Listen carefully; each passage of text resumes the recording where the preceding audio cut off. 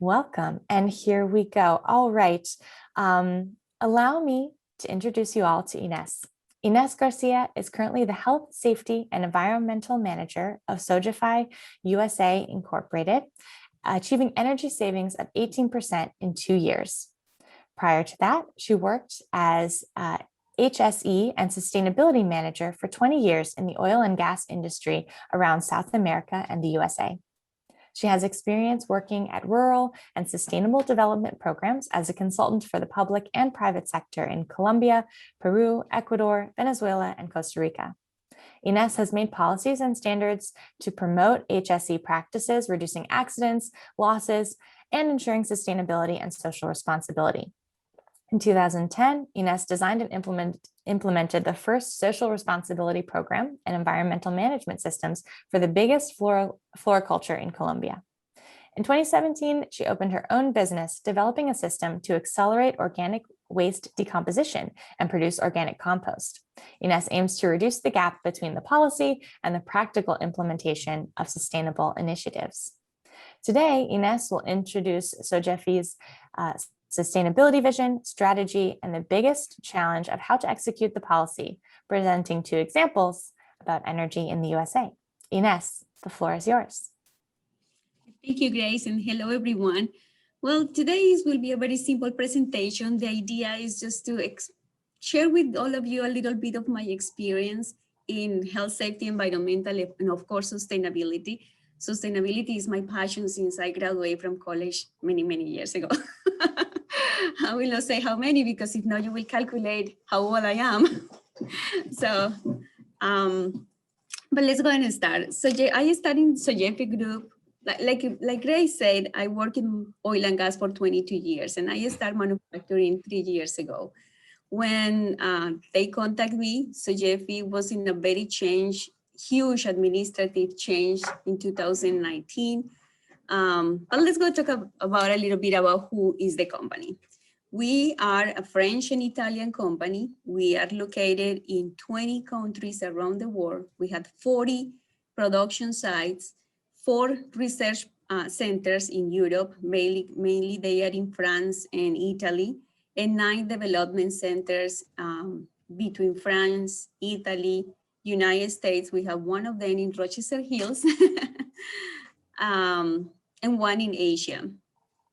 The company basically has 3 business units: air and cooling, suspensions, and filtration. The biggest business in South America, when I'm in charge of HSE for NAFTA and Mercosur. So we have 1 plant in Argentina for suspensions. And there we just work with bars and stabilized bars and cold springs for passenger cars. In Europe, we have all the heavy duty suspension plants. We have air and cooling and filtration in Canada, United States, and Mexico. Unfortunately, we left the business in December from Brazil. In Brazil, we have 1 plant before for suspension and 1 plant for air and cooling and filtration. That was a very sad and a big and huge consequence of COVID-19. Unfortunately, the business was not more sustainable in Brazil. So we left the country, but we keep moving with the other ones. So as I was telling you, in 2019, the company has a huge change, and their managers in the corporate office in France, they decide to implement the United Nations, and we have been talking about it, all of these new United Nations sustainability goals into the business. That was just a few years ago. For you to know, the company is existing 20 years ago, and just 3 years ago, they decided to have sustainability department, health, safety, and environmental departments around the world. So all of this is very, very new, and that is why it's a big challenge for all of us. So in 2019, the CEO risk manager, he said, okay, we need to adopt all of these. We need to be part of the world. We need to adapt all of these United Nations sustainability goals and make them part of our business. And the way that we will do that is through this. This is our vision. So this will be our core standards in SOGEFI. The first one is social responsibility, which is very simple. The way that we want to demonstrate social responsibility is through attraction, retention, and professional development of talent, which is a big deal in countries, here in the United States, believe me, it's a big deal, South America, to keep the people working with us. I think one of the biggest challenges also in Mexico is to have young professionals that they want to make a career with the company. So retention is a big deal. When I started here in 2018, we have a 70% turnover in production, 70%. Can you imagine that? We have 370 employees. So every week we were hiring and looking for people to stay at the company. So we start to work with the HR department, finding the reasons. And now we have just 20 to 30% of turnover in the company in 3 years. So those kind of things are sustainability, and they are in our daily lives. Another is gender equality. Believe it or not, and I will talk about my experience in Pritchard, West Virginia, and USA. Production here, manufacturing jobs are mainly for men, and that's what they have in their minds.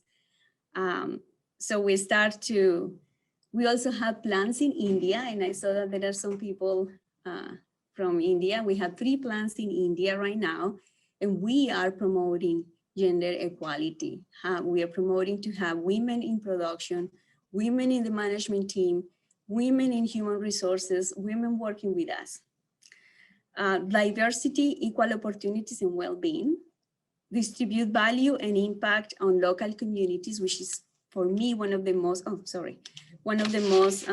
significant jobs that we have to do in social responsibility. Wherever SOGEFI is, we have to be a good example for the community, and we also have to be a support for the community that is around us, and respect for human rights. So that is our commitment with social responsibility.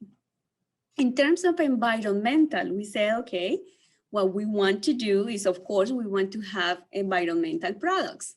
And now we have a research division and development division that is just in charge of what we call sustainability products. They are doing research for electrical cars, new batteries, new systems, especially in the manifold section, new products that they are environmentally safe. One of the interesting things that we implement here in SOGEFI in these manifolds, before normally they were made in metals. Now we have a huge investment and we produce them in plastics, different kind of plastics like PA66, nylons, etc. And we recycle. Anytime that we have a scrap material, we recycle 40 to 60% of those materials, just because now we use plastic and no metals like we did it before. So that was a very significant change in terms of product. And also, of course, we want to go with the carbon zero program. We want to distinguish between renewable and non-renewable energies. This is very hard here in the United States, but in Europe, we have more success working with non-renewable energies. We also want to work in material cycles and industrial processes, sustainable water management, especially for suspension business unit, and water consumption. It's very important, this water consumption too, for our employees. Governance. At the beginning, we have a lot of discussions on how we will implement governance here. And finally, we say, okay, this is what we want. First of all, we want responsible procurement practices. We want to work with our suppliers. We want to be honest in our transactions. We want to be transparent, and in terms of, so this will be a good point for governance. Business ethics and integrity. Everything that we do is black and white. We don't want gray spaces, gray areas when we are negotiating, having a new contract with a new customer, respecting intellectual property. We want black and white, in other words. Fighting active and passive corruption, that's very important around the world, is part of our SOGEFI program, and product quality and safety and customer satisfaction. So that's what we have as a core for governance. Economic performance. Here is when things start to get tough because they say, okay, any project that we implement because we don't have too much money and now the business is bad and blah, blah, blah, we want a return of investment between 1.5 and 2 years, which is very short time. When you are talking about sustainability projects, it's very, very short. If you want to implement solar panels or solar energy, you are expecting return of the investment 3 to 6 years.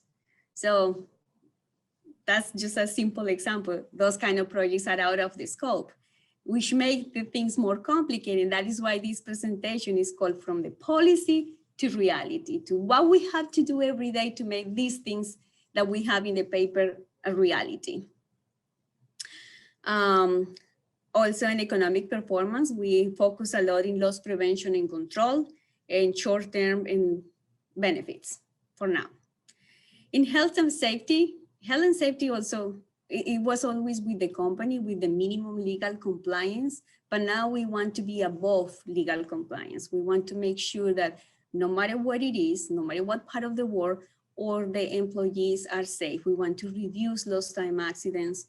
We want to make sure that people have the right environment to work in our plants. And of course, now with COVID-19, we have a huge program to ensure that to limit the business disruption and also to ensure that our people can show up to work and limit the spread of the virus. This program will start with testing in-house. We also did vaccination clinics. We negotiate and look contracts with the state governments, with private labs. We did everything in our hands with also suppliers around the world to make sure that everybody has here safety masks, that they have gloves, that we have hand sanitizer, that we were never short of cleaning supplies to make sure that we had the right protocols for disinfection, et cetera, et cetera. That's just a little example of what we are capable to do in order to follow our policies. And finally, we have suppliers and business partners, which the idea is develop a joint planning programs with our suppliers. And we also consider our business partners, our customers, the community, state and federal agencies as well. So this looks very nice. And you say, oh, this is amazing, but it's not so easy. So this is what we are talking about right now. When somebody has a question? No? So, okay. When they gave me this vision 3 years ago, I said, okay, how I will do it? And this was my strategy for NAFTA and Mercosur. The first thing that we did is, as I told you, since 2019, SOGEFI has undertaken a process and aim and strength as a company risk culture. So I said, okay, we will do a risk assessment because not all the programs will apply for all the plans. We need to be serious about what is the priority for one specific plan, one specific community. So we plan a risk assessment. That risk assessment gave us an idea what are the main needs in every plant. In SOGEFI pre-chart, for example, is energy, water for consumption, and waste management. Those are the 3 big projects. And of course, technology development. Those are the, I would say 3 big projects that we have to implement in sustainability based in our risk assessment. Financial sustainability was, as I told you, we need to be sure that the ROI is 1.5 to 2 years. If not, the project never will pass. We need to make sure that we have capital expenses, and we need to make sure that some of the operational expenses are redirected to implement sustainability initiatives. Participation is very important, and I think that this is the most difficult part of the strategy when you have to make your team to start to think about sustainability. Let me give to you an example. If we are right now developing a new project, it's a new line for Ford. We have to design the equipment to make our parts. Some of the questions, a laser welder, I was asking, okay, how many emissions this laser welder is producing? Those kind of questions, they never were they never were in the engineering minds. Or you have to ask how much energy this equipment is using in a 8, 10 or 12 hours period. Can I put the equipment in a standby without losing the PLC, without losing the programming in the machine? Some of the machines that we have, the old ones, they have to be connected to the electrical power 24 hours, because if you disconnect them, or when we have a power outage, we have a huge deal restarting the equipment and reprogramming. So those kind of questions, those kind of variables or criteria, they never were before in the engineering, in our engineering team. Now they start to be part of. Sometimes they imply more time in design. Sometimes that implied to step back the process, the design process, and review what we were doing until we achieve the minimum standards that HSE developed. So we say, okay, this is the maximum quantity of energy that one machine has to use. This is the maximum emissions for this part that this welder has to produce, et cetera, right? But participation is basically complicated because you have to start to change the people culture, our minds. Safety, of course, we keep doing with having a solid safety program here. Water, as I was telling you, water is not for production. The strategy here is to provide clean water for our employees, drinking water. We are in a very rural area, and our water treatment system is not too good in this region. So we need to be sure that it's okay. Energy programs and waste management. Partnerships. This is very important. Without this component, I will not be able to do anything here. And partnerships start with the customers. We have partnerships with GM sustainability programs. We have partnership now with Subaru.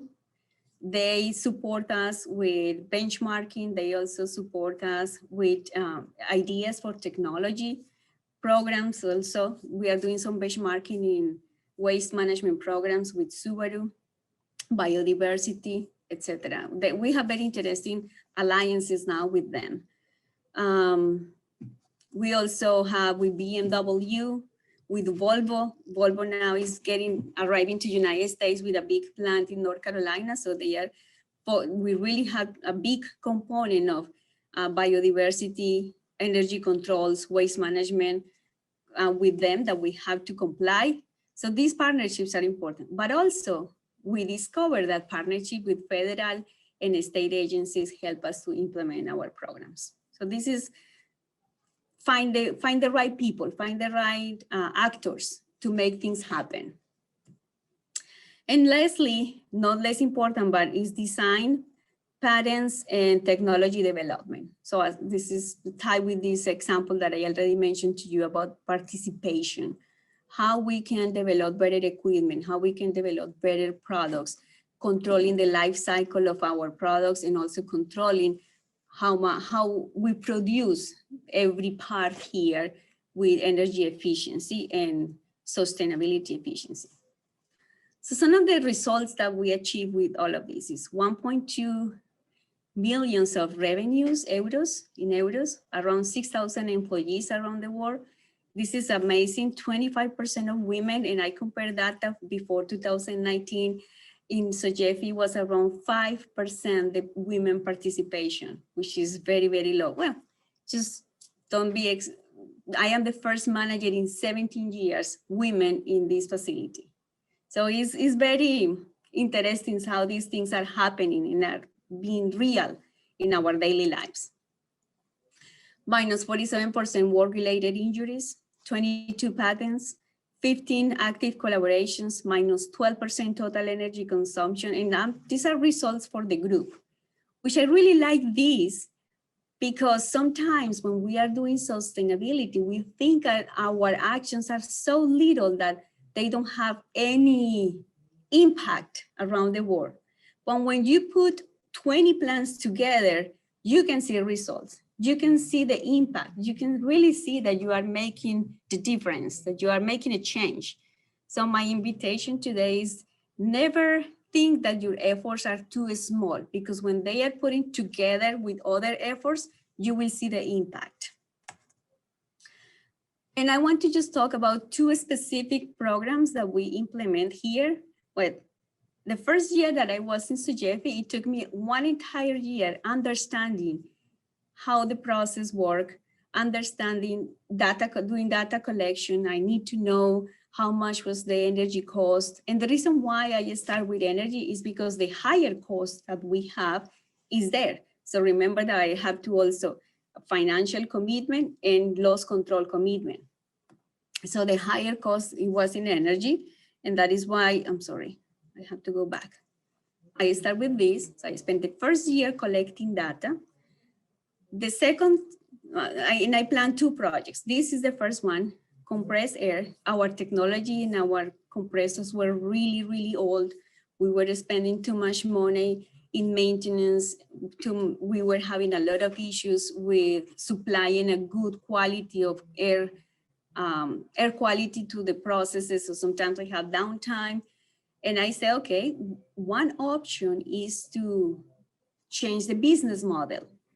We can have a supplier and buy air as another utility. And that is what we did. We now have new compressors. With these new compressors, we improve the air quality. Of course, that I eliminate all the maintenance cost. I eliminate all the capital cost as well. And now we have energy savings about 25%.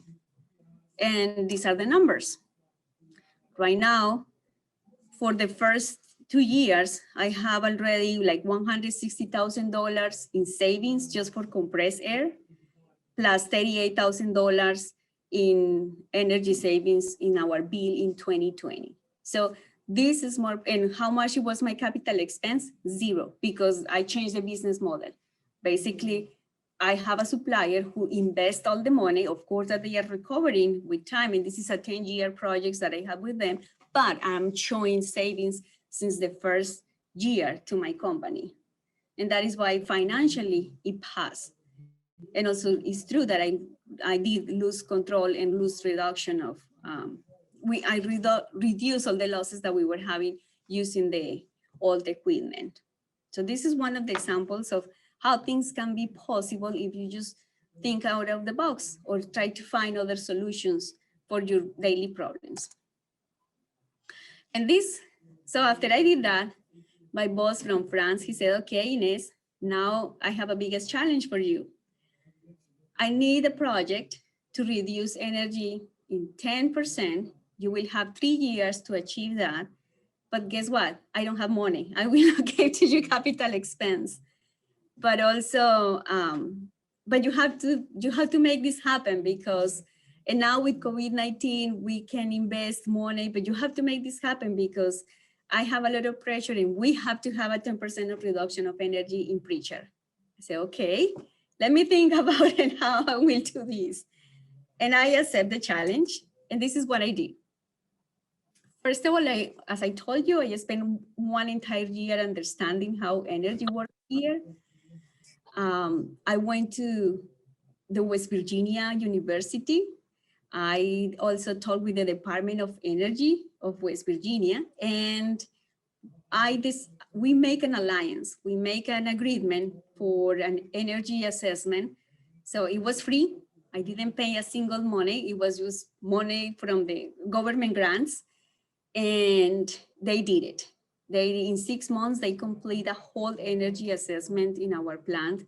They gave me very clear 13 projects when I can save and I can improve my energy efficiency and I can achieve in the future, my zero CO. So we did that, but now I have the projects and I will go through the next slide and come back. These were the projects that they told me. As you can see, some of the paybacks, they were out of the 1.5 year. So I choose the ones that they were 1 year to 2 years projects, but still I need investment. I need a capital expense. And my boss said, I have zero capital expense. Okay, he said, don't worry, I will find a way to find the money. And I went to the USDA. We are in a very rural area and we are considered, and we are under the protection of the agriculture, Department of Agriculture. So I went to the Department of Agriculture and I told them, hey guys, you have an energy program for farming, but I am located in this area. We are considered one of the biggest employers for the area. We employ 360 to 400 people in that region. Do you think at SOGEFI can apply for this grant? The grant is very interesting because they refund you 25% of your investment. So basically, finally, I achieved it. We have the grant and we start to implement all these programs for based in the previous study. And my boss was happy because yes, I'm investing some money, but they are recovering 25% plus, of course, that I have earnings for energy savings. So my capital expense, I will have revenue from developing these projects. So this is where we are right now, implementing these measures. We started this project 2 years ago, and right now we achieved $156,000 in savings and an energy reduction of 18%. And the next step, what we want to do is we want to build all of these, to continue building all of these core practices. We are communicating these results and strategies. So this part for me, for Quantic, was amazing because it's an opportunity to make this a reality. We are also doing this benchmarking with GM. We have something that we call the Energy Hunters. And it's a collection of suppliers around GM that we have good experiences, and we share once a month what we are doing, and we learn from each other. That's basically what is this part. So in conclusion, what I will say is we have a long way to go. It's huge. It is not an easy path, but I encourage all of you to do it. Like, never think that your efforts are small, and basically talk with your bosses or talk with your business in terms of numbers, loss control, data. Data is your best friend. Data analysis is your best friend to demonstrate that yes, that we are doing good for the business and also for the environment, or in according to our sustainability goals, that we can make it. And there is never a small effect, never. That's it. Thank you very much. I don't know if you guys have any question. Ines, thank you so much for your remarks and for telling us about these experiences, sharing this perspective.